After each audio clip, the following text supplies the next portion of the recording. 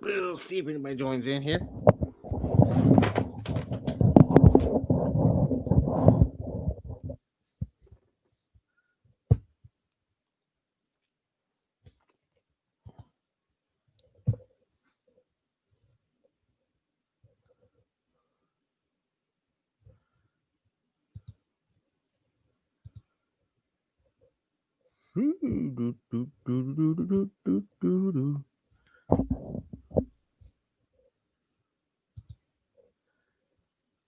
Hey, Cha Cha.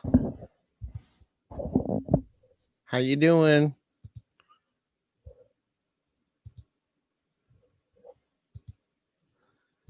Yeah, we were over at Robin's and her live stream finished, and everybody was wanting to know a place to go. So I was like, yeah, I'll go live. So I figured we'd just hang out, chat. I'll be there in just a minute. I'm sharing the video out.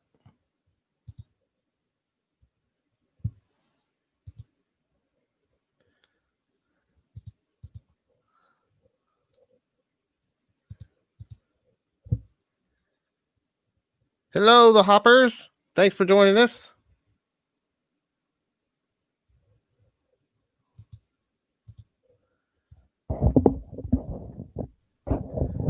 Hello, hello, hello.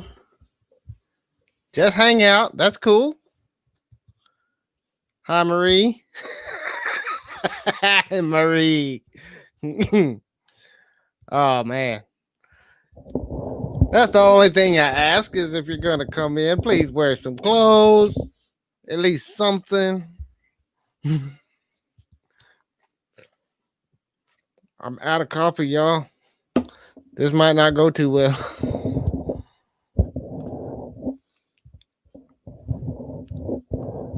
The first Monday since February you didn't go live. Wow. This first Monday since February I have gone live.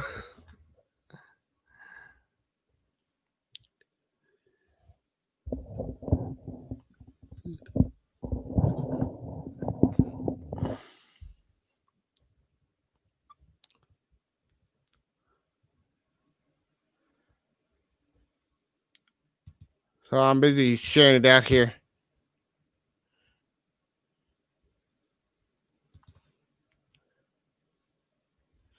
So, what's everybody up to? Hope everybody's having a good evening. We had a good little premiere earlier. For those that were here, I am sorry I was not greeting everybody in the chat. My chat totally froze up during the premiere. I thought I was talking to myself because I didn't see anybody else's chats until after the premiere was over.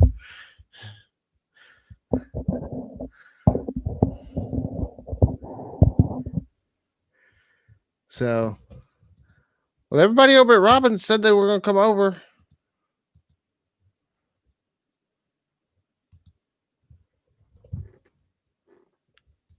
So, how's everybody doing? What's everybody up to tonight or this afternoon if you're over there? The Hoppers down under. It's not night for y'all yet.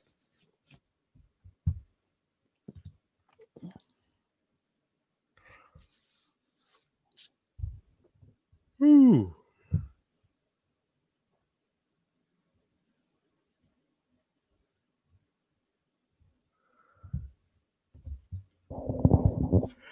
I figured I'd work on it. I'm trying to get my watch time up anyway. So if some people want to chat, if anybody wants to come in, anybody wants to discuss something or just hang out, what are we going? I really didn't have a plan for this live. I wasn't planning on going live.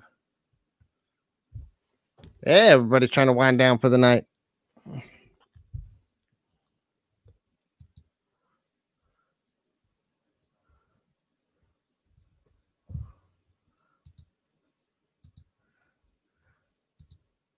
See who else is going on. See music.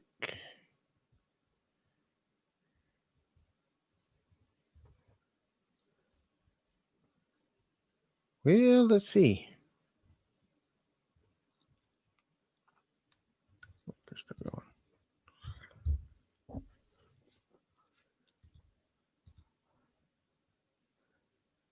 Just winding down. How was your day today, Marie? Did y'all find anything good today? Did y'all go any sourcing today or anything? I didn't do a lot of sourcing. I did some cleaning out my storage for a little bit. It got really hot. Then I came back to the house. We did some listing on eBay.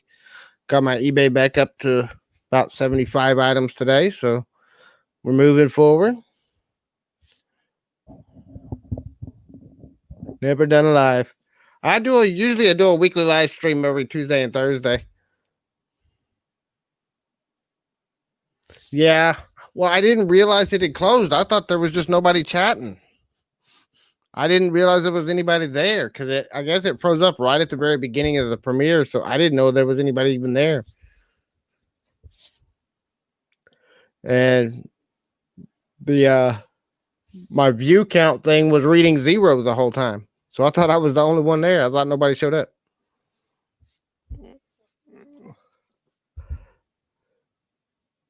Well, that's okay, Hoppers. We were all new. I was new a year ago, so.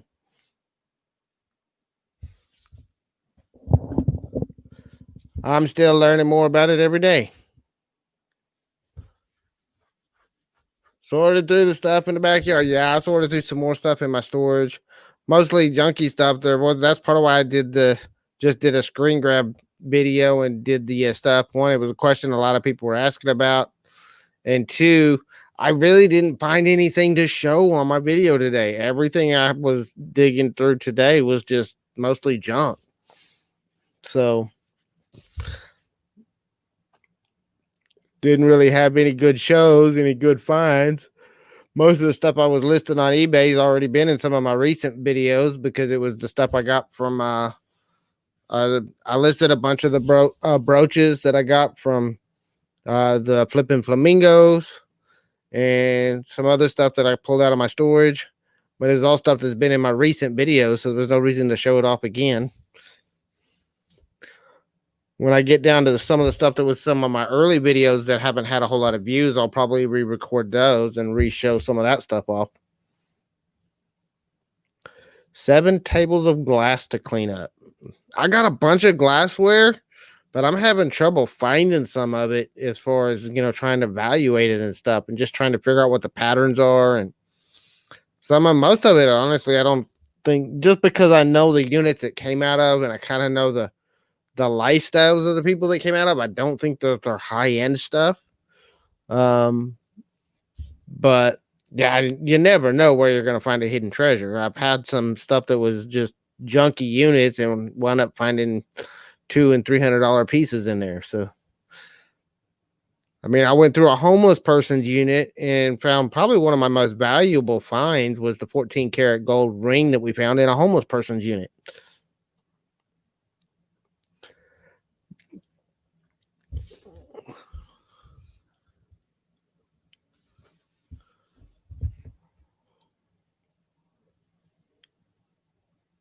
Hey, Flippin' Goodies, welcome. Thank you for coming. Hope you're doing well tonight.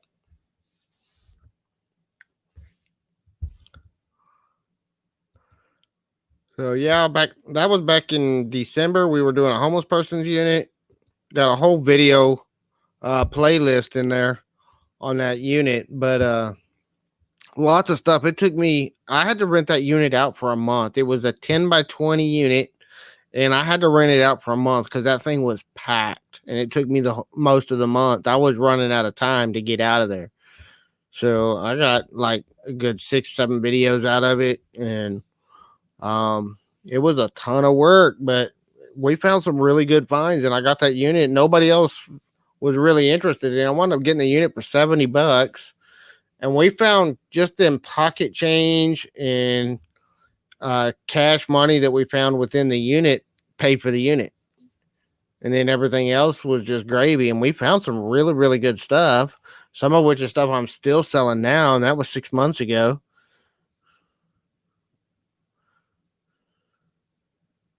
Just bought your first unit 2 weeks ago. Well, good. Hey, we all start somewhere. I just bought I'm actually coming up this week is my 1 year anniversary when I bought my first unit. And it was a 5x5 unit.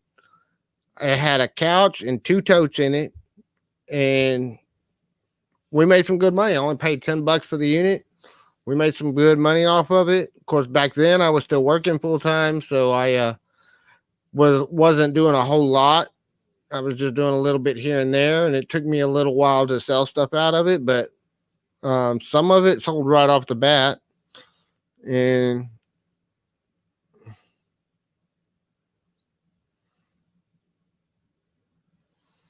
that was one of my first units, and I guess that's part of what got my addiction going to storage unit buying, was because I bought that unit for $10. I found a pair of Nike shoes in there. I listed it, and within a week they were sold for 5 times what I paid for the unit. Sold them for about $50. And I found a speaker in there. I sold it for 20. So I was already, $70 in the profit, 7 times what I paid for the unit, just selling the first couple of items. And yeah, you're not going to make a living doing those small sales, but it was still more than I had made online before, because that was my first venture into reselling and into storage units and all this stuff. So for me, it was just like, oh my gosh, if I can do that with this, what happens if I buy bigger units? What happens if I buy more units? And so I just started hustling and grinding. And for a while, I was working at a prison, and I was doing all this stuff on the side. And it was just crazy because I was making almost as much on the side doing this stuff, maybe working at it, maybe 5-10 hours a week. And I was making more money than I was making at the prison, working 60 to 80 hours a week.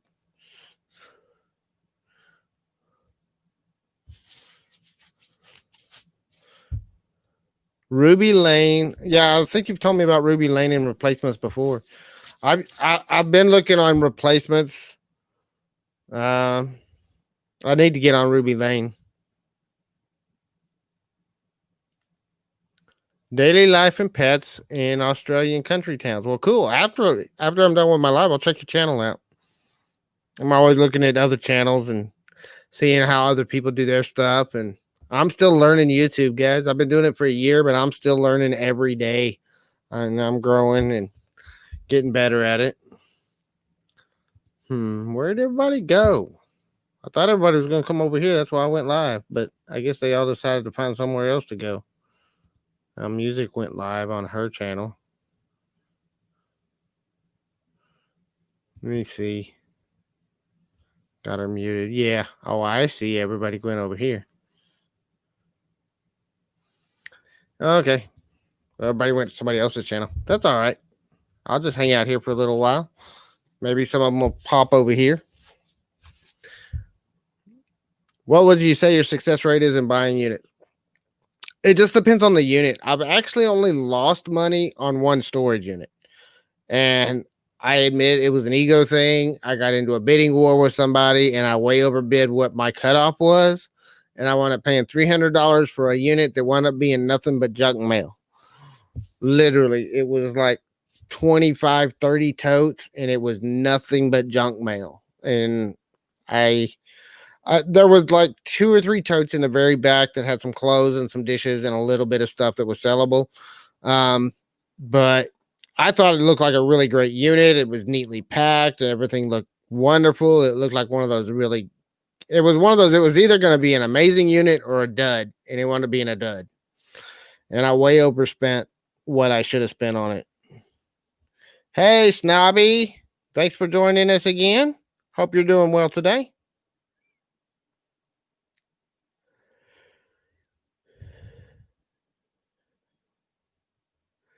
So, but yeah, we're doing some good. I mean, we had some fun with it. Even that unit wound up being fun. I mean, we had some fun going through everything. We did get part of our money back. We sold some of the stuff out of there. We found probably $120 worth of stuff on gift cards in those most totes of all the trash and junk mail. Going through all that stuff, we found a whole bunch of gift cards and stuff. And like I said, I think it wound up with like $120 just in gift cards. So we still made some money off the unit, but we spent $300 on it. So, we still wound up losing money. But that's the only unit that I've lost money on. Everything else I bought, I've at least made my money back, if not double or triple. And one of the things I said in my video earlier, if I don't, I'm looking to double or triple what I spend on a unit out of that unit. And if I can do better than that, it's all gravy. But I need to at least double it.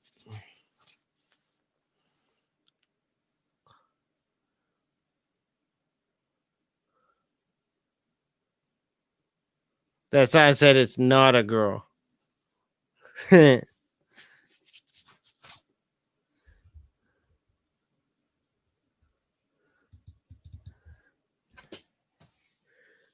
You couldn't really see the knot on the video. I gotta admit, I saw it because I was the first one to comment on it. But you couldn't read the knot. So, but that's precious. That's great. Congratulations on the grandbaby.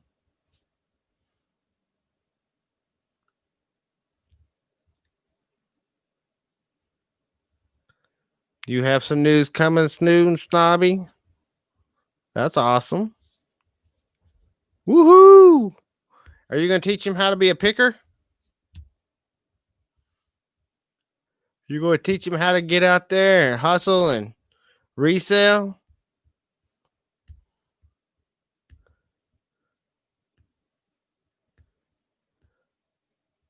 Hi, Betty Webb. Nice to meet you.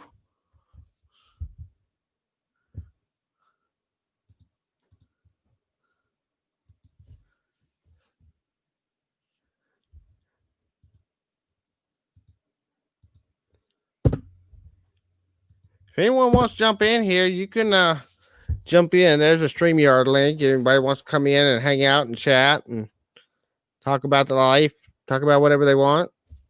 Like I said, the main reason I even went live was because everybody over at Robbins was asking for somebody to go live. So I went and hit the live stream, and it looks like music did the same thing, and everybody ran over there.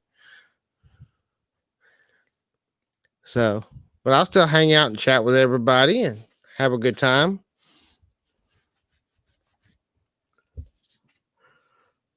So,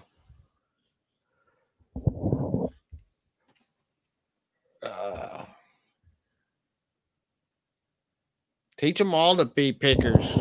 Man, this is honestly, I've tried to start other businesses and I've made some decent money into other things I've done, but this is honestly as much hard work as it is. It's been one of the fastest roads to profitability in any business I've ever been in. It's the least amount of work to get to profitability. I mean, my very first unit, I was making a profit, and then I just reinvested. Back then, it was just we reinvested everything up until we started making a couple $100 a month, and then we kept reinvesting that, and then everything else was going to pay off debt. That's why we started. Honestly, we were trying to get out of debt, and we were trying to make a little extra money on the side to help pay down our debt, and we did. And we got out of debt. We got ourselves emergency savings account in place and had ourselves a 6 months emergency fund. And then I quit my job and went to doing it full time.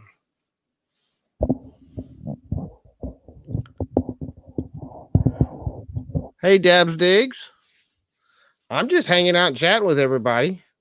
Remember, I was over at Robbins and everybody was asking for somebody to go live. So I said I would just give me 5 minutes. And I came back and I went and I made me a live stream and came on, and then nobody came over here. I was just looking. It looks like Music 55 went live and everybody went over there. So.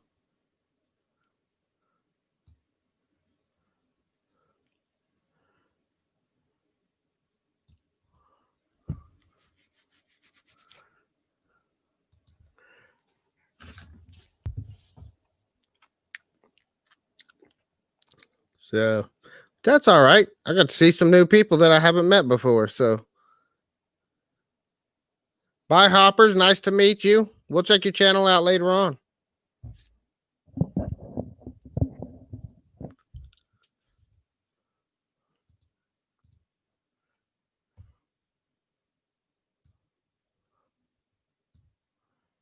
So what all you shipping, Dabs Diggs? What do you got to ship out today? I shipped out a bunch of baseball cards today. I shipped out a few items that sold on eBay.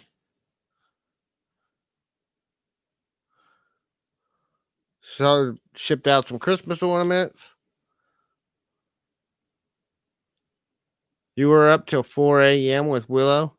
Yeah, I can't do that anymore. I got too much because I stayed up with Robin until like what 1:30, 2 o'clock this morning. And then I went to bed and then I wound up oversleeping this morning and I was late getting up and getting out to my unit this morning. I just can't stay up till 4. I might stay up till, 1 o'clock or so, but 4 is a little too late for me because we have a nurse coming in at between 7 and 8 every morning. So I got to at least be up before the nurse gets here.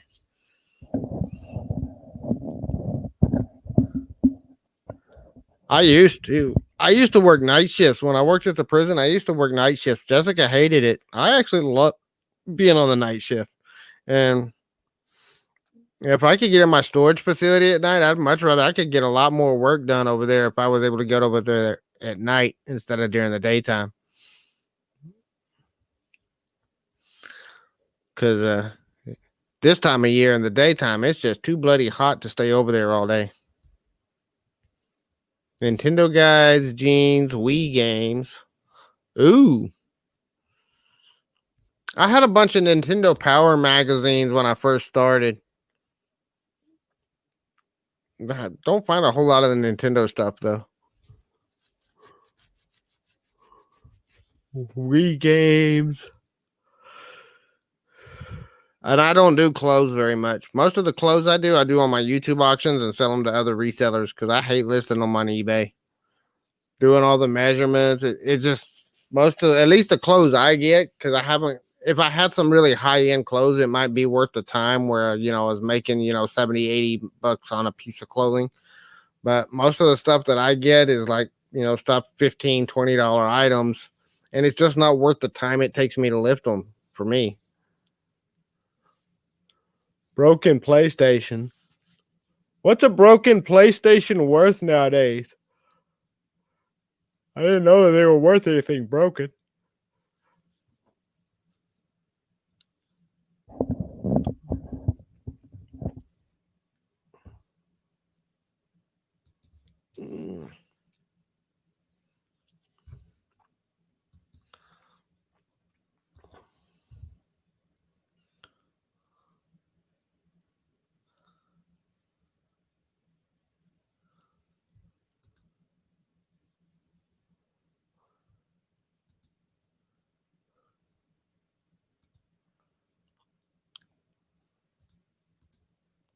Broken PlayStation. Yeah. Just wondering. So.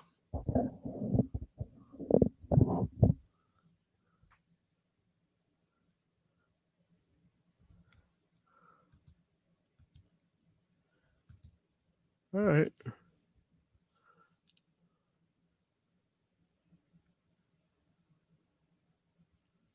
That's not bad. $40 ain't too bad for a broken machine. I got a couple of Xboxes. I got to test them out and see if they work before I try to list them for sale. You selling those on eBay? Thing is the game systems, especially like the Xbox, it's so freaking big and heavy. That thing is going to be expensive to ship. That's part of why I hadn't listed it yet. I've got it sitting there. I've had it sitting there for a while, but that thing's so big and heavy. I'm kind of scared to try to see what the shipping is going to cost on that thing.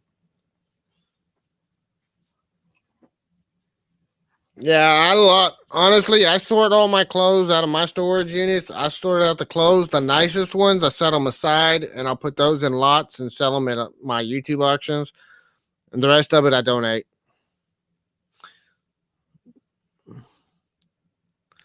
Yep. I don't really do any cross posting either. I know a lot of people talk about cross posting.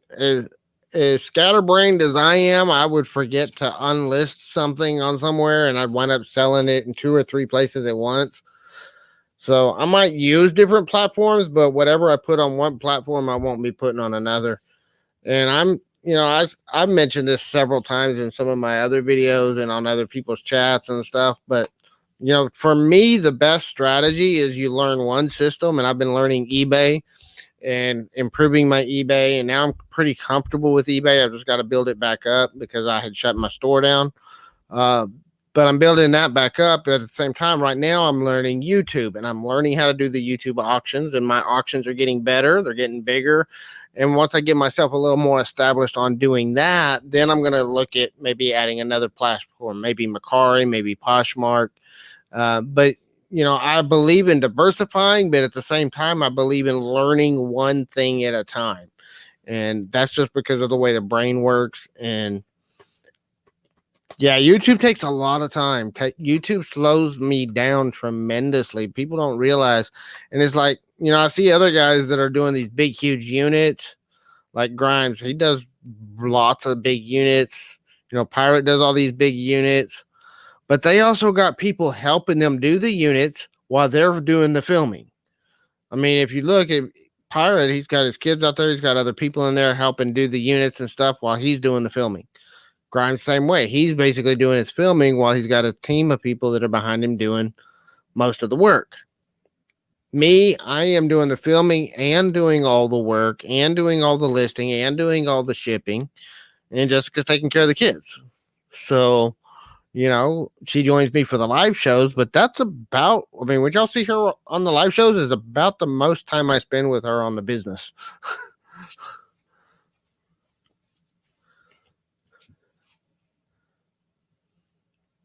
It's just a growing process, Dabs. Just the best thing I can say with that, one, don't get caught up in spending all your time on other people's chats, but go to other people's chats and hang out. And when they open their streams up for live stream, be willing to jump on and talk to people.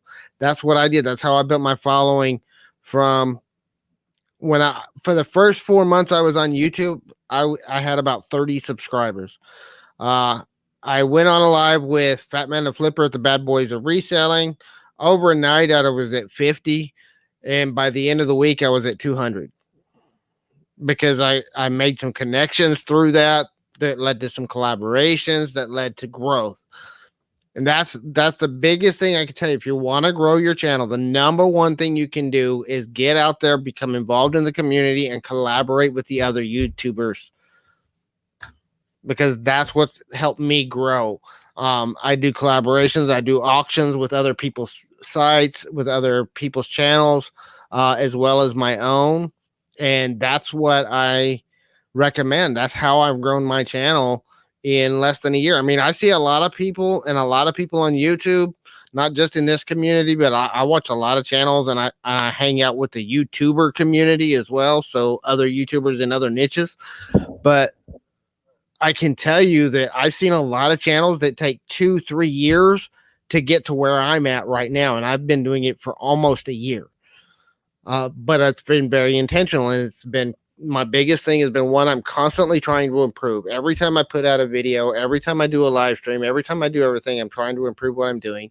And the other one is just networking and collaborating with other YouTubers. Those are the two keys to my growth.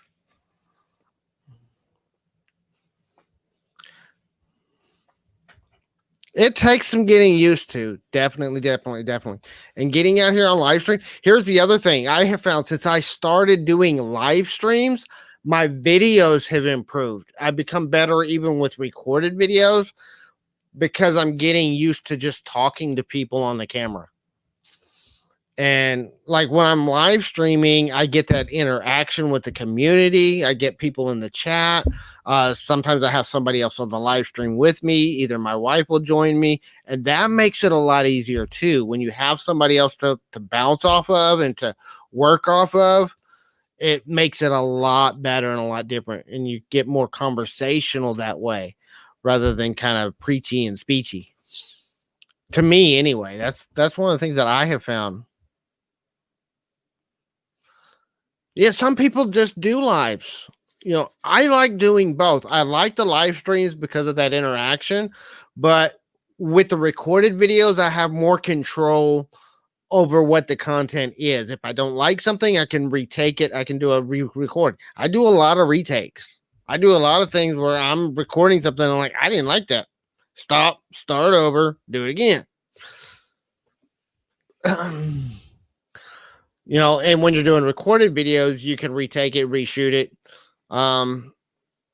and figure out what you want to say. Whereas when it's live, once it's live, and it's out there for the whole world to see. And sometimes you make a fool of yourself, and I do that all the time. I make a fool of myself sometimes, and that's okay. You got to be willing to make a fool of yourself if you're going to go live, and you got to be willing to. You kind of got to have a thick skin. You got to have a thick skin if you're going to get out there on live streams and get out there in front of people, because you're going to get negative comments from people. You're going to get threatening comments from people.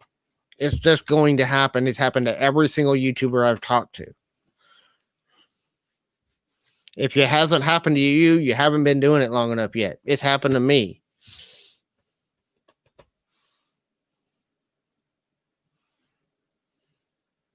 Get a 4-foot trophy for the most retakes in a single video. I don't know about that.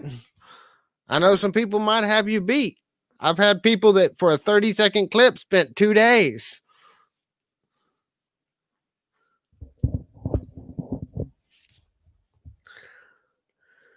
You need to come on more lives, Marie. You ought to start doing the Marie and Justin talk show and just go live every day. I bet you and Justin make a great show host. Maybe interview. Y'all are on everybody's channel. I bet y'all started up a live show where y'all were just interviewing the other YouTubers. They do most of the content. You just show up and press record and ask them questions. Something I thought about doing myself. I just haven't had the time to dedicate to doing it. But those kind of shows do really well. So, and the great thing is that they come on your show, they're going to share it with their subscribers. So that helps build your channel.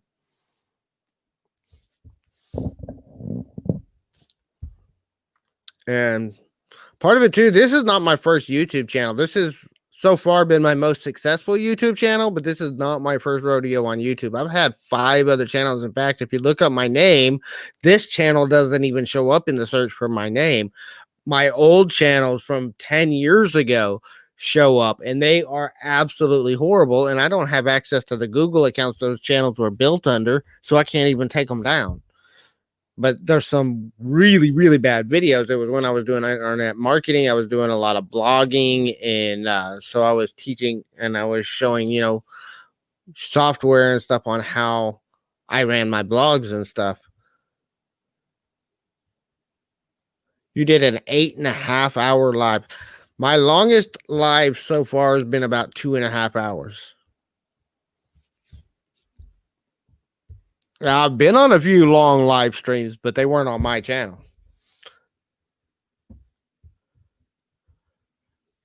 I was on the very first live I did, and I was very shy at the time. It was the Bad Boys of Reselling on Alex Batman the Flipper's channel. And he did what they call a viewer takeover. So they just opened it up for viewers. And of course, I was trying to grow my channel at the time. So I was like, hey, he's putting a link for me to jump in there. I'm going to take advantage of that. Maybe I can get a couple of subscribers. And that was kind of where it got my channel taken off. But we were on that live stream for 6.5 hours. We were on there all night or half the night. I think it was about 2-3 o'clock in the morning when we finally shut it down. And we had people there the whole time. I think we had like 75, 80 people in there when we left.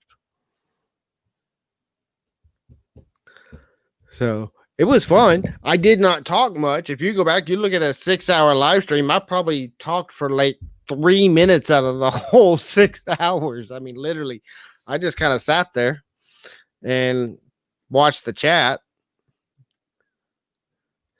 But that was the night that I met Pirate. And then the next week they did another viewer takeover, and that's when I met Justin Grimes. And the next week I was in Dallas with Justin Grimes, and that's really when my channel took off, because he put me on his channel, and I went from 50 subscribers to 200 subscribers literally in one day.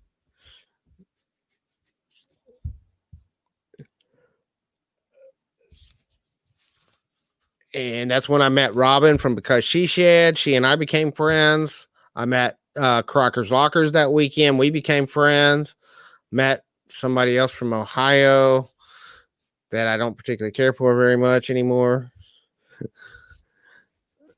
Been keeping them in my prayers lately because I've heard what they're going through, but because I'm not an ass and, I'm still a human being. And when human beings are going through tough times, I still pray for them. But I love them from a distance. I do not hang out on their channel. I do not necessarily support and agree with how they run their business. But I still love Justin, even though he's still tied to them in his own ways. I like Justin for Justin. He and I have become, sort of friends. He's been a little bit of a mentor to me in the business. And, I enjoy his channel. I still watch his videos. Heck, he and I were going to try to do a collab a couple weeks ago, but we got mixed up on the communication, and he didn't notify me until the day after he was in Austin that he was going to be in Austin. Because he dropped a video. He skipped a day on a video, and the video didn't drop the day it was supposed to, and I didn't find out about it till after he was already gone.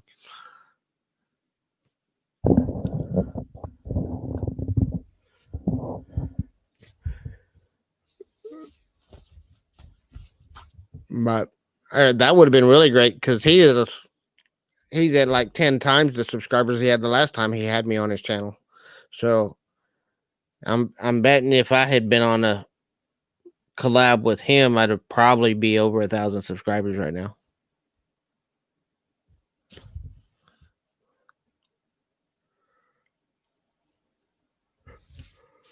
Which is great for me. That's one of the things I'm trying to get to. And that's just a milestone. Part of it's the monetization, and it's not just, the money from YouTube, although, the added revenue is nice and it'll help the business a little bit.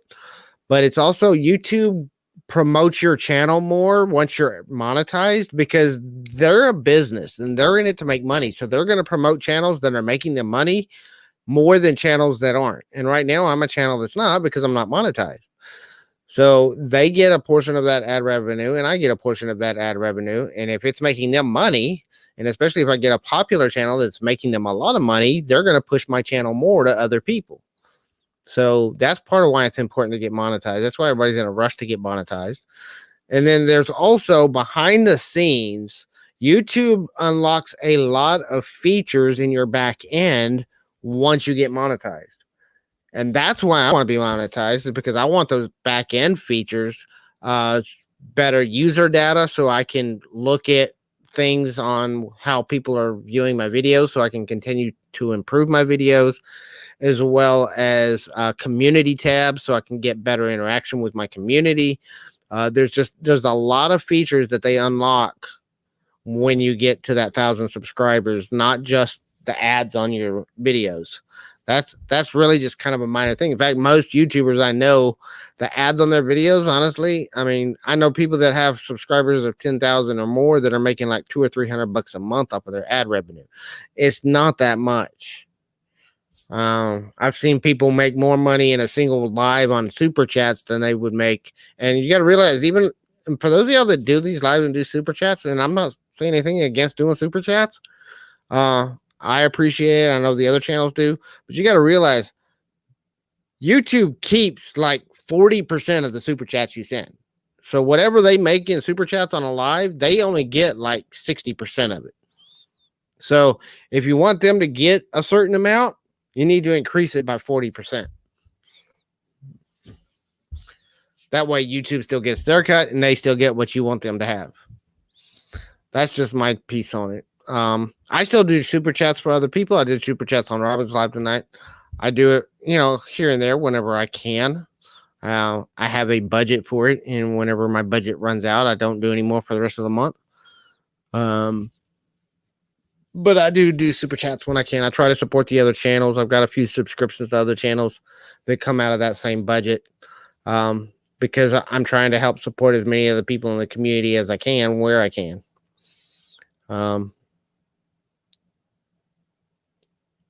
My hours are going up. I'm almost halfway there. That's part of why I'm doing these lives. That's why I was willing to go live tonight too, was trying to get my watch hours up. So I was at almost 2,000 watch hours when I checked it a couple of days ago. I also don't sit there and look at my stats every day. I look at them about once or twice a week. But the last time I looked at it, I was at almost 2,000. I need to get to 4,000 by the time I get my next 300 subscribers. So, and I'll get there. That's why I'm doing 2 lives a week. And, I might do an occasional throw in live like this one, like I did an auction on Saturday. So that's all gonna, every time I do the live streams, that's helping build my watch hours. So that's why I do them. They don't really do much to help your channel growth. In fact, if you look at my live streams, usually I leave my live streams up for about a day or two after the live stream, and then they disappear. And the reason why is I'm following a strategy I'm learning from some of the other YouTubers, which is when I do my live streams, I move them to a playlist. So I have them available. They are available for replay on my playlist. But once I move them to that playlist, I move them to unlisted so they don't show up in search, and they don't show up because they don't get much on their replays really as they do on the initial play. And if I had some really good content, like our live stream last week where we were doing the 5 things to avoid, I actually downloaded that video and I'm actually editing it down and editing out all the chat stuff and the off topic stuff. And I'm going to post it as a video by itself for that content so that people can find that. All right, Marie, good night. We will see you tomorrow. I will be doing my regular live. Yeah, have a great night. Oh, we got 10 people here, man. We got some people coming by. If you're new here, coming in, say hello in the chat so I can greet you as well.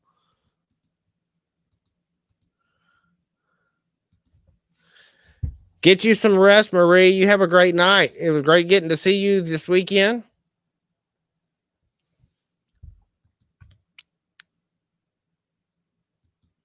Hi, Mary Brown. Hello, Lobster. How you doing? If anybody wants to join me, there's a link for the StreamYard. Y'all can join me in the back room. The only thing I ask is that you be wearing some kind of clothing.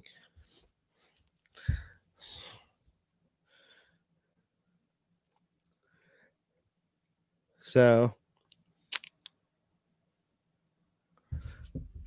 hope everybody's doing well. But yeah, I'm having fun growing YouTube. I've because I've been doing YouTube for a while outside of this niche and other niche markets, and I've been involved in communities in other niches. I kind of really know non-revealing clothing. Well, it depends on how revealing. Nothing too revealing. We'll put it that way. Lobster, that rules you out. Well, that's more information than I needed to know, Lobster. But I understand a lot of how the algorithm works and how things work on YouTube because of my experience on other channels. That's part of why I've had the faster growth on this channel, but I'm still, I still have my struggles, and it goes in waves. I have waves where I get a ton of subscribers in a short amount of time, and then it slows down, and then it gets a big ton of subscribers, and then it slows down. And so it just kind of comes and goes. But that's the way it goes, and that's the way this machine called YouTube works. And it's just a building process. I also took a 4-month break in there where I wasn't doing anything on YouTube. I wasn't on the chats. I wasn't in my chat. I wasn't doing videos. I think I did like in that 4 months, I think I did like 2 videos in that 4 months. And I was just kind of to update people what was going on in my family and what was going on with why I wasn't on YouTube. It wasn't really anything that brought subscribers or brought any growth to my channel. It was just to kind of update the people that were following my channel as to what was going on. But it was a rough time for me, but since I came back, I'm having to almost rebuild it. I still have the subscribers I had, but a lot of those subscribers are not coming to my videos. A lot of subscribers they may not even be getting the notifications very much that I want. Your most watched videos are of car repair. Well, car repair is a good niche. There's a lot of people that watch car repair videos.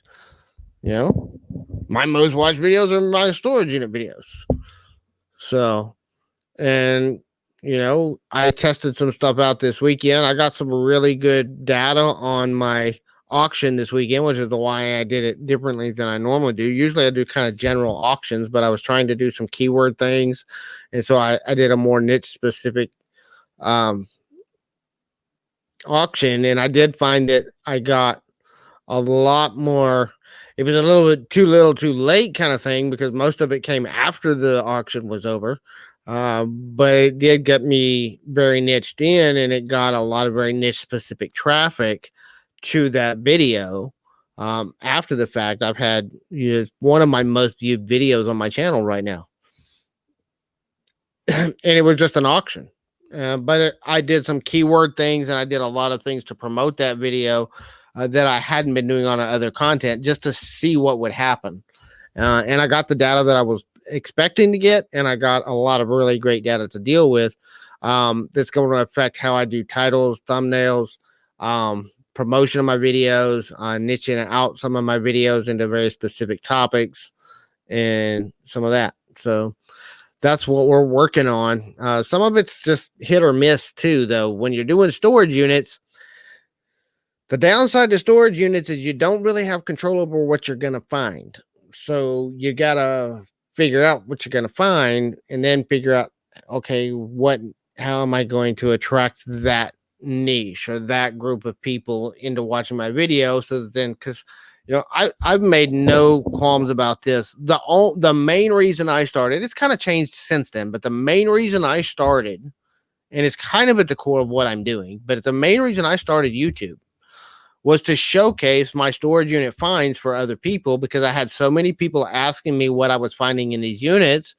And they were asking, well, do you find this? Do you find that? What do you find in these units? So I couldn't go through my entire inventory every time I talked to somebody. So I started doing YouTube videos to show, so I could say, well, this is what we've got. And I just sent them to my video.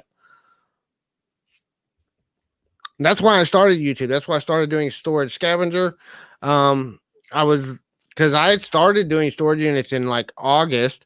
And after people kept asking me over and over again, come late October is when I started the Storage Scavenger channel. And I was working at it. Then it was the end of November before when I met with Grimes, and it was in December whenever he and I did that collaboration, and my channel started taking off.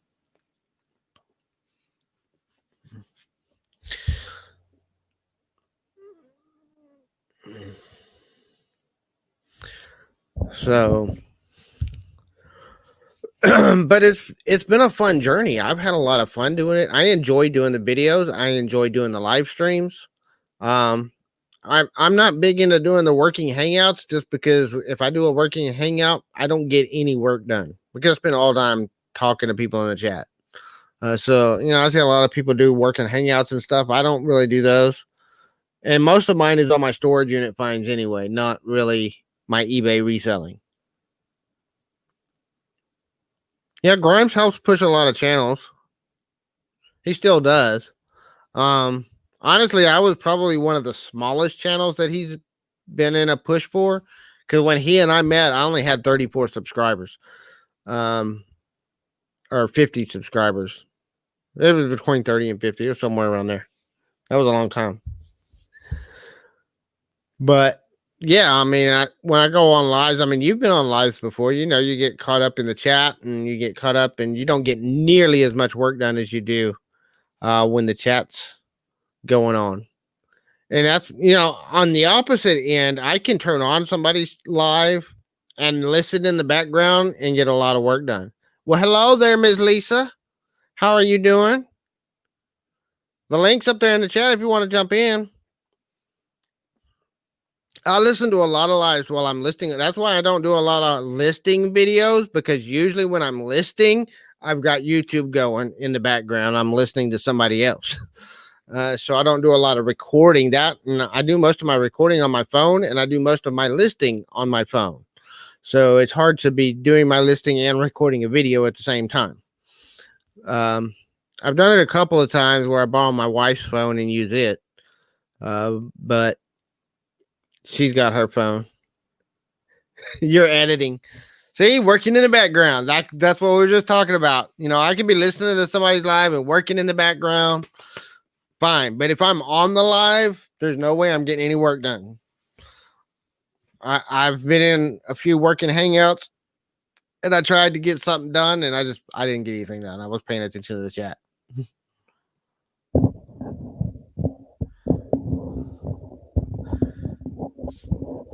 So did you have some good finds there to edit, Lisa? Did you find some good treasures to share?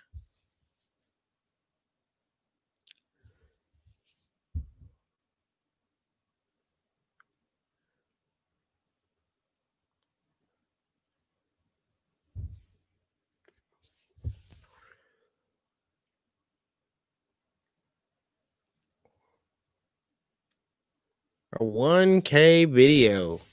Awesome. That's a way to go. That's great.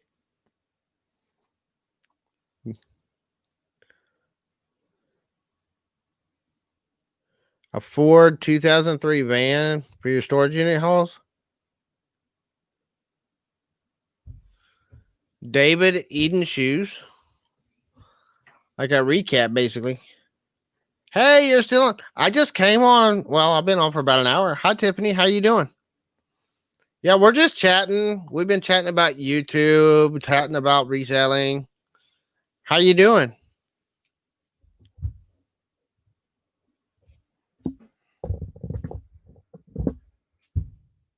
There it is for anybody who wants it. I don't have to be up here all by myself. Alligator and lizard. Yeah, that's part of why I did it. We were over at Robbins and everybody's asking for somebody to go live. So I said, okay, give me a few minutes and I'll go live. I went, made a live stream, went live, and nobody came.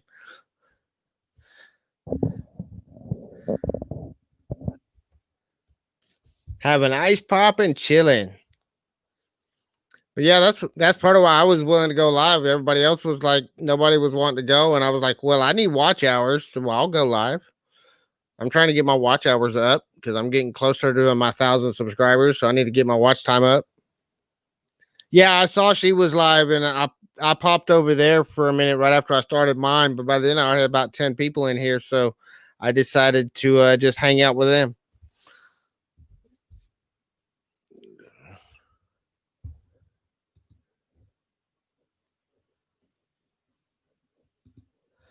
So that's all right. Everybody can go live. I've had times there's like 10, 15 people on live at the same time. It's so hard to pick a time to go live because just about any time of day, except for like 1 o'clock in the morning, there's somebody live.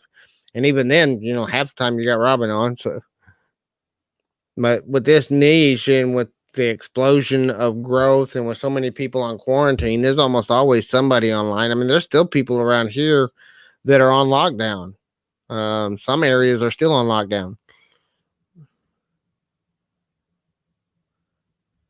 2350. I still got a long way to go. I'm less than that. I was just under 2,000 the last time I looked. So I still got a long ways to go.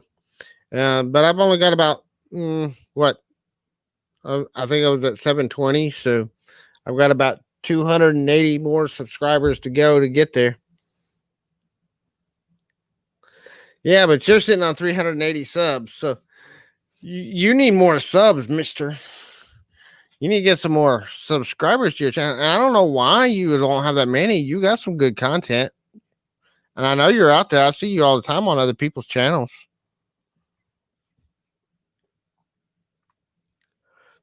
It'll build up. Sweet Texas Pines. Hello, Sweet Texas Pines. How are you doing today?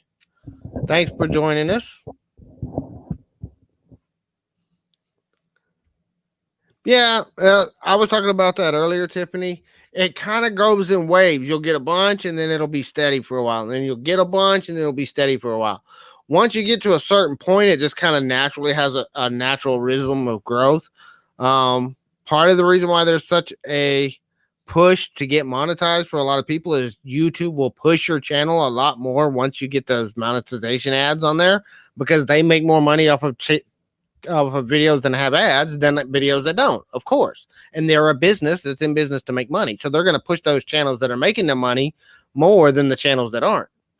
So once you get there, you'll find it gets a little easier to get subscribers and to get search results and those recommended videos and all that stuff. So, but YouTube growth strategies, that's I knew it was going to be a grind for at least the first year. And this is what I tell people, and it's what I'm focused on myself. I'm actually not focused on monetization. I'm not focused on subscriber counts. I'm not focused on watch hours. The one thing I'm focused on is something I can completely control: the number of videos I have on my site. My goal right now is to get my channel to 100 videos. I'm almost to 80 right now. So when you get to that first 100 videos, generally you're right at or pretty close to that 1,000 subscriber mark for most channels by the time you get your first 100 videos. Focus on your controllables and not the things you can't control. So you can focus how many times you do a video. You can control how much content you put out there, and you can kind of, as you grow and as you learn and you get better, you can control the quality of that content. And then you can control the other controllables, things like your keyword research. What keywords are you targeting to get people to? I can tell you, in this reselling community, keyword research is atrocious. A lot of the people I see that are struggling to build their channels in this community, their lack of keyword research is the number one reason they're not growing. So you've got to learn keyword research, and it's hard. It takes a lot of guesswork, and it takes a lot of trying to figure out what people are searching for. But that's what keyword research is. If you go up into the search bar, you type in a phrase or a couple of words of what your video is about, and then you start getting those suggested results of what people are searching for within those parameters that you put in there. And that's those top results. Those are the top searched keywords that fit the parameters you put in. And that's how you do it on this. There's also some paid for tools out there. I don't recommend any of them because I've never used them. I probably will eventually, but right now my YouTube channel is a low budget affair, so I'm not paying for that kind of stuff. But there's a lot of tools out there. Like there's TubeBuddy, there's vidIQ. Those are two of the top ones that I know about right off the top of my head, because other YouTubers I listen to talk about them all the time. But they have search ranking tools and they have keyword research tools in their tools that can help you figure out what people in your niche are searching for. And that's why I did my sports cards video the other day. The sports cards memorabilia, I was doing some keyword tests on there, and I tell you what, that has been one of my most watched videos, which is what I expected, because it got a lot of recommended videos from other videos, and it got a lot of search traffic from YouTube search. And the reason why, it wasn't because I was doing an auction. How many auction videos do I have? How many videos do I have up there that the title is just live auction? But it was because it was a very specific sports trading cards, baseball cards, football cards, and basketball cards is what I had in my title. And because of that, people that were searching for baseball cards, people that are searching for football cards, people that were working for collectible vintage sports cards, people searching for those terms, my video was one of the ones popping up.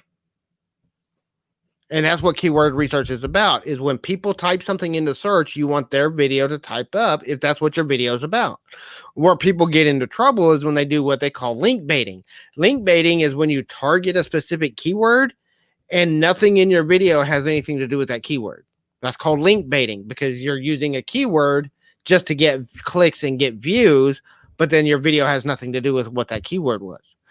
Where some people get into trouble and get accused of clickbaiting is they do that, they get a really popular search term, they get that traffic in, and then maybe 5 or 10 seconds of their entire video has anything to do with that keyword. For me, it needs to be, if you're going to target a specific keyword, then your entire video needs to have something to do with that keyword. If that makes sense. I hope I'm not boring everybody with my YouTube talk, but this is one of the things a lot of the YouTubers that I see, and a lot of y'all are YouTubers, this is a problem I see. It's one of the biggest areas most YouTubers are failing at, and that's why they're failing to build their channels.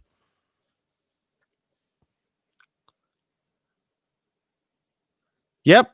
When we got to your first 100, the analytics picked up one of our videos and started pushing it. Exactly. That's why my goal is to get to my first 100 videos. Like I said, I think I'm at like 80 something right now. And that's one of my goals. And that's one of the things I did. Hello, Invisible Bitter. Think you're new here. I don't think I've seen you on my channel before. Yeah, so you've only got 42 videos. And that's okay. And most of your videos are auctions. And you will continue to improve. My videos now, go type my name into search, Tiffany. You know my name. Go type my name into Google search or into YouTube search. This channel will not show up, but you will see the videos there. Those are the very first videos I've ever made, and they're absolutely horrible. So don't worry about it. But look at some of the views on some of those videos too, because those videos were posted 10 years ago, and they're still getting views now, 10 years later. And most of it's not evergreen content. Most of them are so outdated. The tools I'm talking about in them don't even exist anymore, but they're still getting search results. They're still getting views because they're on YouTube and they come up with certain things. Like I was teaching some of the videos I'm talking about, by the way, I'm talking about what I'm talking about now because I was teaching bloggers and internet marketers how to do keyword research 10 years ago. And I did videos on YouTube on how to do it 10 years ago. And the principles still apply because it's Google search. I was teaching them how to do it for Google search back then, but YouTube search is run by pretty much the same algorithm as Google search is because it's owned by the same company. So, you know, and the principles haven't changed that much in how to do it. Yeah, some of the tools we used 10 years ago don't exist anymore. But the principles, the whole purpose of keyword research is to get people into your site or into your video that would be interested in watching what that video is. So you want to target keywords that are relevant to the content of your video. That's why I never understood clickbaiting, because it's stupid, because you're bringing people into your video who aren't going to be interested in your video anyway, which means they're going to click out. You're going to get a short watch time, which kills your video channel, and they're gonna, accuse you of clickbaiting, which is pretty much what you did. It's not as hard as it seems, Dabs. It also depends. The speed it takes you to get there, go at your own pace. I know some people that took 2, 3, 4 years to get to that first 100 videos. I know other people that did it in 3 months. So you don't have to burn them out that fast. Go at your own pace. Just do a steady pace. If you do 1 video a week, then do 1 video a week, but do it every week.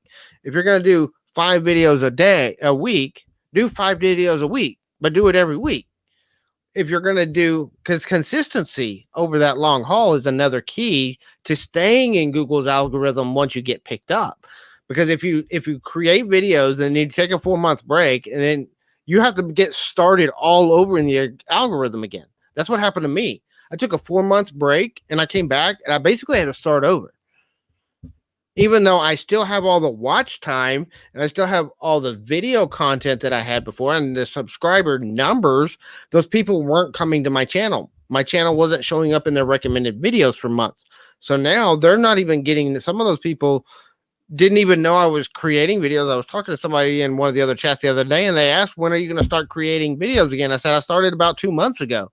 And they're like, I haven't gotten a single notification.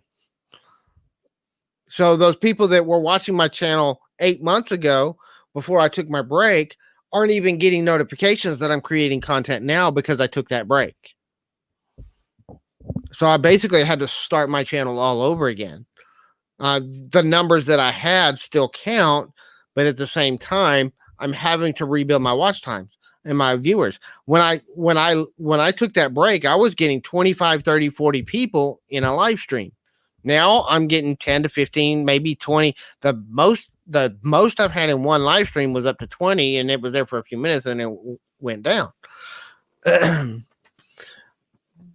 But consistency and just keep doing it, and keep improving. That's the biggest thing for me, is keep growing and keep improving your content, and you'll get there. You can do it. Trust me, I ain't that smart. I barely graduated high school. I didn't know until graduation day if I was going to walk the stage. This is not a rocket scientist you're talking to. I didn't finish college. I am self-educated, but if I can do this, anyone can. I'm not the smartest tool in the shed. I just learn and listen. And there's a lot of great channels out there. I'll tell you a few that I listen to. If you want to know how to grow your channel, there's a trio of sites that are all connected. It's called Think Media, Think Marketing, and Video Influencers. They're run by Benji Travis and Sean Cannell. They have 3 channels because they have different types of content on each of those 3 channels, but they're all kind of interrelated. Watch those channels. I watch them all the time. And then the others are D and Nick Nimmin, Nimmin. Those are the channels that I follow on how to do YouTube. And then there's Pusha Studios, which I got introduced to from Grimes. They're good, and there's some things I don't like about them. I love their, their strategy talks, and when they're talking about algorithms and they're talking about how YouTube works. I love their content. Their networking games and stuff will help you get subscribers, but a lot of it's empty subscribers. A lot of it's people that are going to subscribe to your channel and never come back. I want subscribers that are going to come to my channel because they want to come back and see my content. I don't want empty subscribers. So you watch them daily. That's good. Watching those other YouTubers, watching those channels, because what I've done to grow my channel as fast as I have is following what they tell you to do. Period. Everything I've done that's gotten me the growth I've had as quickly as I had. The one thing I didn't do that they told me to do, and I did it because of family reasons and other issues, was the consistency in taking that 4-month break. And that's pretty much what hurt my channel and what I'm overcoming now.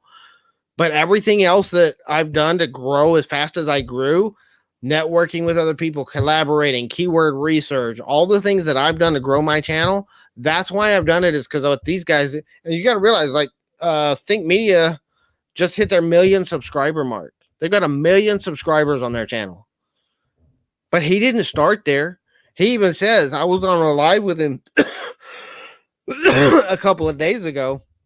It took him over 5 years to get his channel any traction and to get his channel to the point where it was sustainable and monetized. 5 years. Of course, part of that's because he was scattered with other projects and things. That's one of the other things. I have other channels that are still active. Technically, they're still active. They're still online. I still actually have access to them right now. Some of y'all know what some of those channels are because my wife comes on as one of them, is Prosperous Caregivers. But we're not creating content on that channel right now. And the reason why is, again, going back to what they're saying, is the power of focus. I'm focused on building this channel up. Once I get this channel up to about 10 to 15,000 subscribers, then I'm probably going to go back and start working on building up the Prosperous Caregivers and getting it back into doing what we wanted to, which is helping families with special needs kids.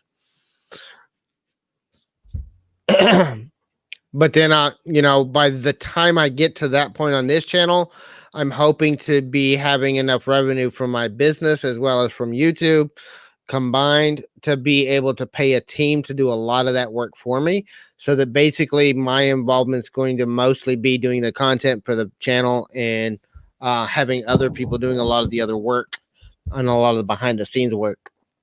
And then I'll have time to do content for my other channel as well.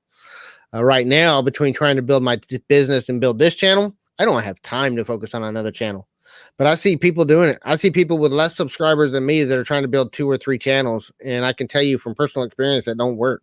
If you're trying to build them up from scratch at the same time, you're too scattered in too many different directions and it doesn't work. I know because I've done it. And I've fought that battle and lost. Yeah, the notifications thing is a big deal. If you take a break from your channel, people stop getting notified about your channel, and then they don't even know when you start creating content again. So you got to watch it with the notification. And even in some cases, they've been unsubscribed from your channel and don't even know it. So they're wanting to know why you haven't put out any content, and they're not even subscribed to your channel about it anymore, and they don't even know it. Because YouTube does these cleanups, and if they haven't watched your channel or any of your videos in so many months, they'll take them off your subscriber count. And that's where you see people that have these fluctuations in their subscriber counts, because sometimes YouTube does a sweep and kills people's subscriberships.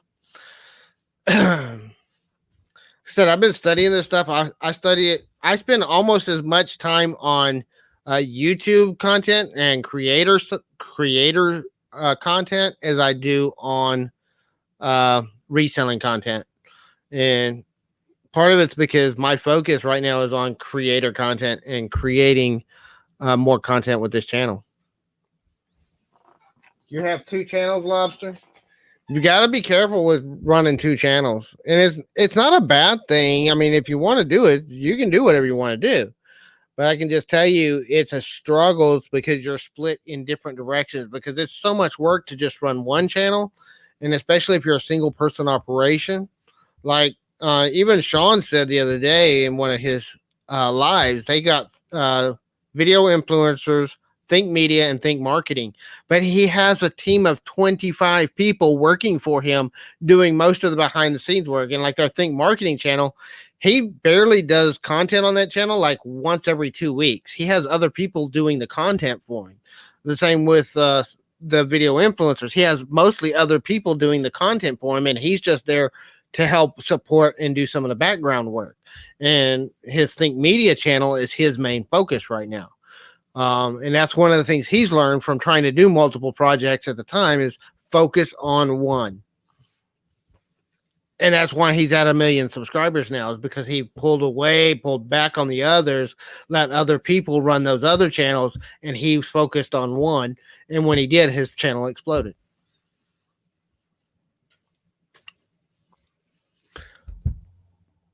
So that's what we got. That's what we do.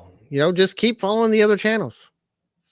If there's any questions or anything, I'm no expert at all this stuff. I'm just sharing what I've learned in my own struggles and in my own journey. But if you have any questions about storage auction buying, about YouTube, questions about reselling, I'm not very great at answering because I'm still learning too much about myself. But if you got any questions, feel free to ask.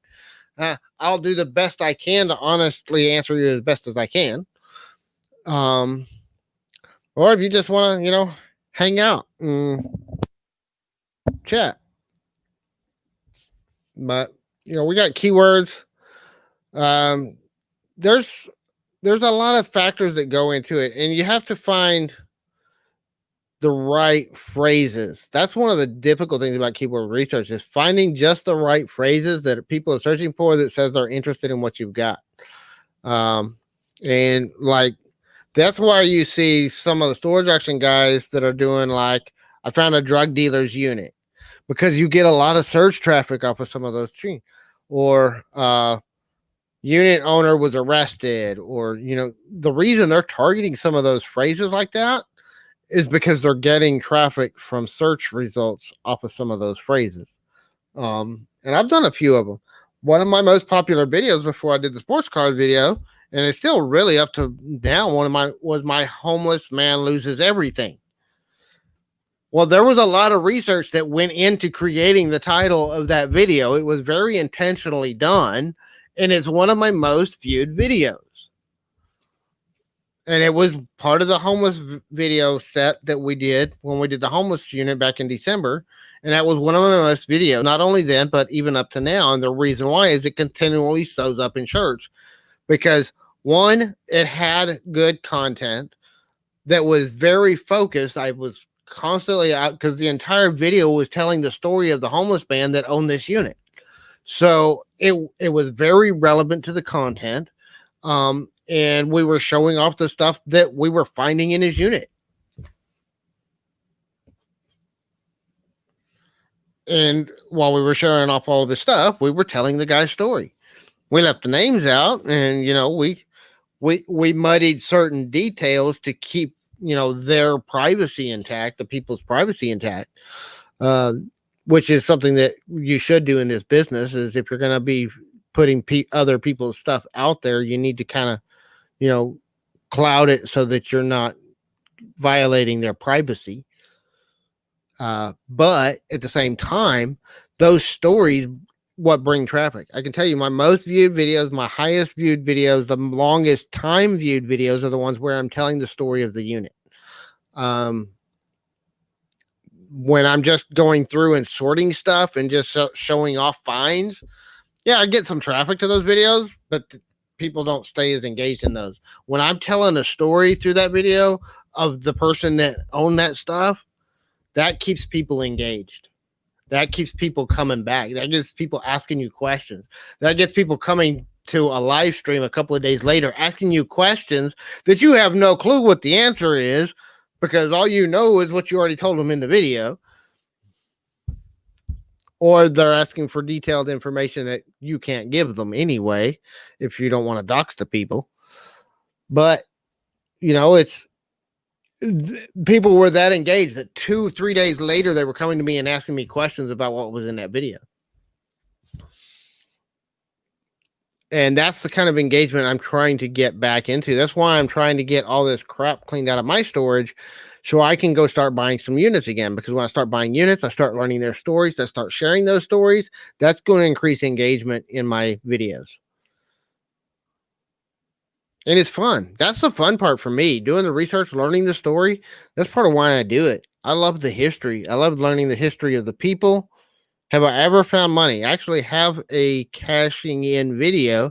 We had the homeless unit I keep talking about.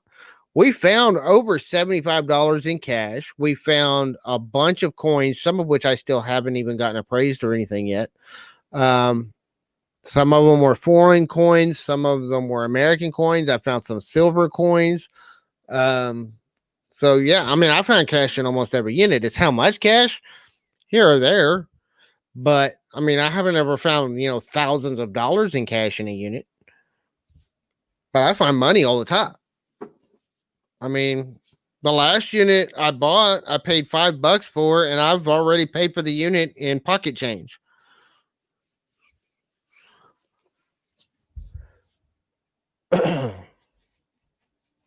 I found ashes. I had one unit a couple of months ago. I found 4 sets of human remains in there. Those went back to the family. I went back to the guy that owned the unit.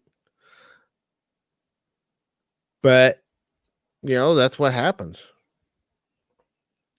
And I used that as a title in my video. Human remains found in a storage unit.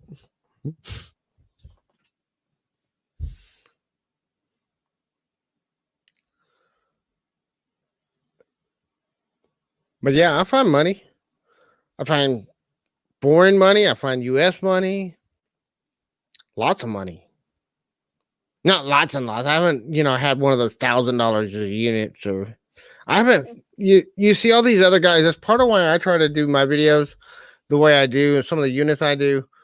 You go on to, if you get your idea of what these storage units are like by watching, don't take me wrong, I love their videos, but Pirate and Locker Nuts and Grimes and Hales, you'd think you find a fortune in every single unit.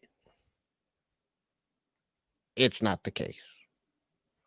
I have yet to find a fortune in any of my units. But then again, I'm not dropping $2, $3, $4,000 on a unit, $7,000 on a unit, $10,000 on a unit. I don't have the budget for those kind of units. I haven't even seen one of those kind of units, honestly. The best one I've seen, the best unit I've ever seen was the one that got Grimes bid on just last week that was here in Austin. And he and I didn't got crossways on the meetup, so I didn't get to meet up with him. But I was actually already watching that unit on Storage Treasures. I already knew the second I saw the unit, I knew it was going to go out of my budget, so I didn't even bother to put a bid on it. And it did. And usually I don't bid until the last 2 days of a auction anyway. And it was well over $1,000 before the last 2 days of the auction. Yeah, see, I have in the past had that kind of funds to spend on a unit, but I never saw a unit that was worth spending that much money on. When we were doing the live auctions, the one unit that I thought was going to get close, we wound up getting for $200, and I was willing to drop $1,000 on that unit because I knew I could make it.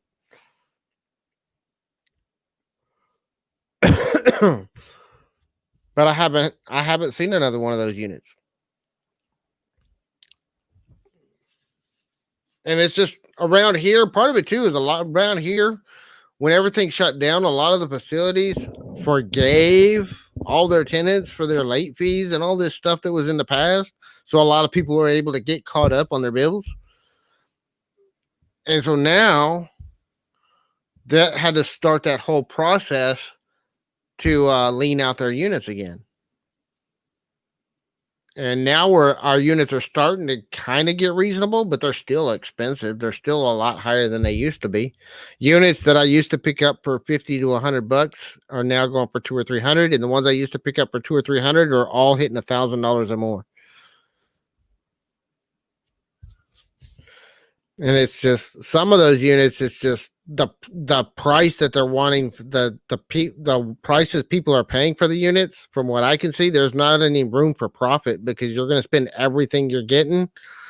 I mean, everything you earn is going to pay for the unit and pay to haul all the trash off. By the time you figure in your hauling fees, dumping fees, listing fees, all that, you're not making any money. And some of those units are losing money. But then there's also a lot of bored people around here that have been watching these YouTube videos. And since they got all this time on their hands, they think they can go buy a storage unit and make all this money. And so they're spending crazy amounts of money on units. And I've seen some people that have bought units for $1,000 that was maybe $500 worth of sales in that unit. So there's a bunch of people I know around here that are losing money right now. But that's better for people like me because I'm patient. I look at the long game, and I know all those people that are short term, they're going to come in, they're going to drive up the prices for a little bit, and then they're going to go away because they're going to quit because they're losing money. They're going to buy units like the one I was showing on my premiere earlier, and they're going to lose money, and they're going to decide it's way too much work, which units like that are. That's why I don't buy them anymore. The least I've ever spent on a unit is $5. Most I've ever spent on a unit was $300. The $300 unit we lost money on because it was full of junk mail. Looked like a great unit. I profiled it. I followed what people told me to. Then I got my ego involved when I was bidding. I overbid what I should have on the unit. And even if I had to cut myself off where I was supposed to, I would have made a little bit of profit, but it still wouldn't have been worth it because 90% of that unit was junk mail. Trash, paperwork, return to family. I took four file boxes of stuff back to the facility. I said, you wanted all their personal papers back. Here you go. And that was after taking the junk mail off. That was just their bills, their medical stuff, their personal stuff, all that stuff that was all mixed up in it. That was after sorting out the just pure trash.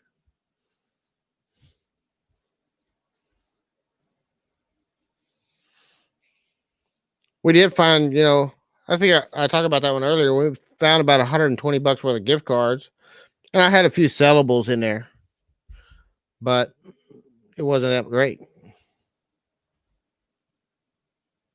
That's the one and only time we've gone in the red on a unit. Every other unit we've bought, we've made our money back and then some. But then that's what we were talking about the other day. And I talked about in my premiere. I try to find those one or two or three items that I can make my money back, because then it's gravy. That's a no-brainer unit. If I can see two or three items that I know I can make my money back on that unit, that's a no-brainer. If I think I could sell about half the stuff in the unit and get my money back, that's where I start getting into a risk mode. And I don't know, or I'm starting to guess what might be in the box. That's when I start looking at, like, one of the things I learned from Pirate, and I think it's a decent idea. I don't go with the same numbers he does. He does like $10 to $15 a box when he's estimating how much he's going to bid on a unit. I do like $5 because I've had too many boxes that were just full of crap. But if I see just nothing but boxes, I'll estimate about $5 a box. The other thing I do take into account is like totes. Okay, I kind of know what the price of totes are, so I say, hey, I know those totes. Those totes are like $5 a piece, so I'll just count the totes. I won't even count for the stuff that's in the totes. Just what's the totes? Okay, so there's 10 totes, $5 a piece. That's $50 added to my bid right there. Those are $20 totes right there. Well, guess what? There's 7 of them. There's $140 added to my bid right there, just because those totes are worth that. And then whatever's in those totes is gravy. And of course, I'm early enough in my business. I'm small enough in my business and early enough in my business. I'm still trying to collect every tote I can without having to go out and buy them, because I need totes like crazy.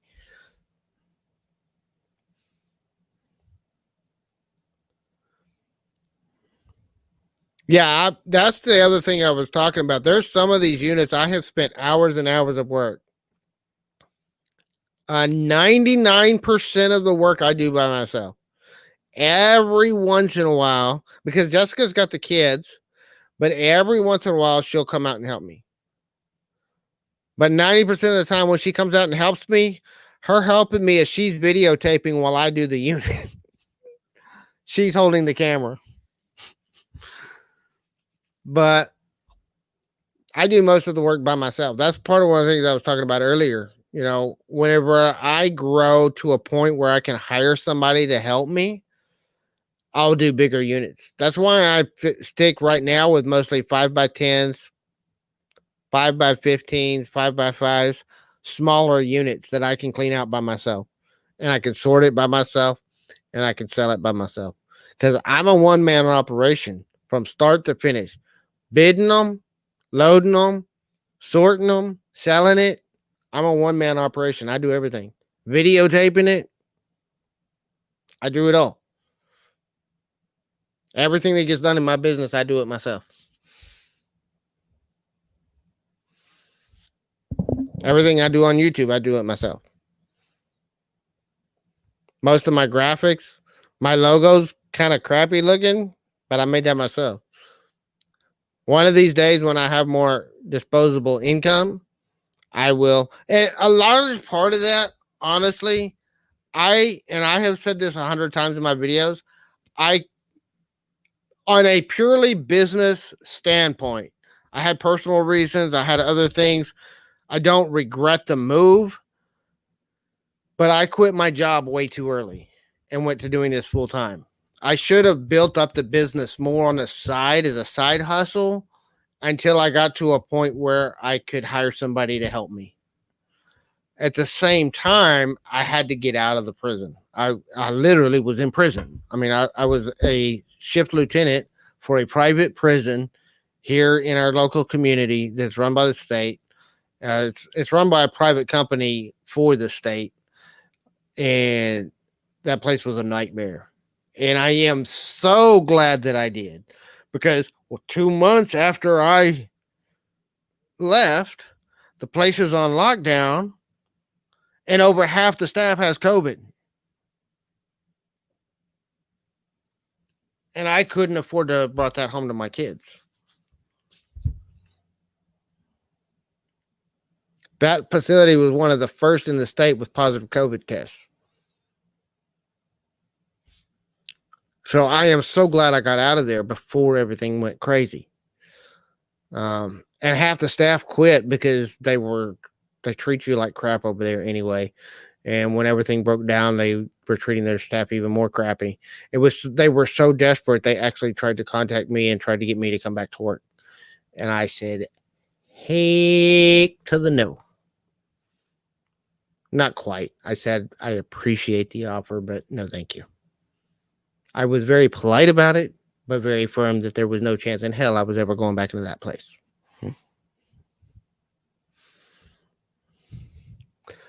Even though we've struggled because of that, and I have to work my ass off because of that, best decision I made in my life was getting out of that place. And I'll never go back. If I have to go back to work, I'll go somewhere else, but I'll never go back there.